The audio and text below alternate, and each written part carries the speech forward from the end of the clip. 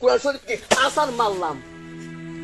সম্মানিত দর্শক, আজকে আপনাদের কাছে আমি প্রমাণ করব, এটা হচ্ছে কোরআন শরীফ, এটা হচ্ছে 30 পারা কোরআন শরীফ। এটাতে সবকিছু রহস্য লুকিয়ে আছে।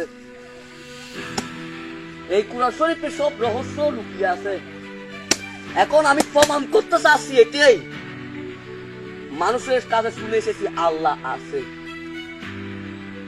মানুষকে সৃষ্টি করেছেন আল্লাহ। এখন আমি বুঝতে চাচ্ছি মায়ের ওসিলায় সন্তান দুনিয়াতে আছে, মায়ের ওসিলায় সন্তানের জন্ম হয়। আমি বুঝাইতে চাচ্ছি এটাই যে আল্লাহ যদি থেকে থাকে কোনো না কোনো পাওয়ার তো অবশ্যই দেখাবে।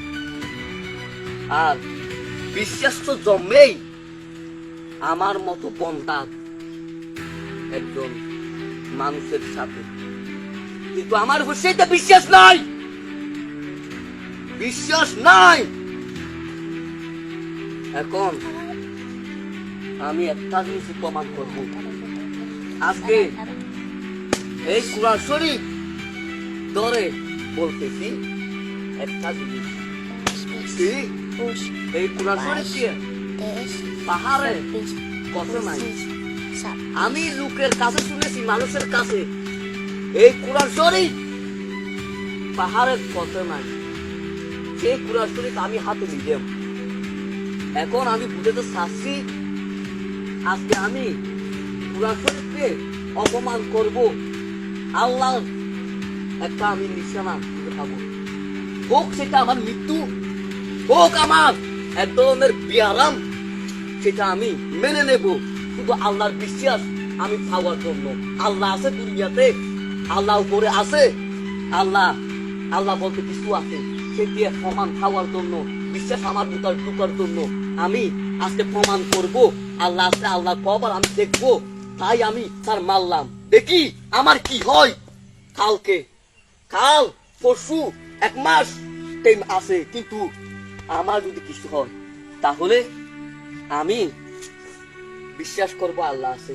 বড় ধরনের যদি কিছু হয় তাহলেও আমি আমার উপর বিশ্বাস রাখবো আল্লাহ আছে, সেটা আমার মৃত্যুই হোক, মৃত্যুর আগে হলো আমি একটু পরিমাণ বিশ্বাস করে যাবো আল্লাহ আছে, আল্লাহ আছে।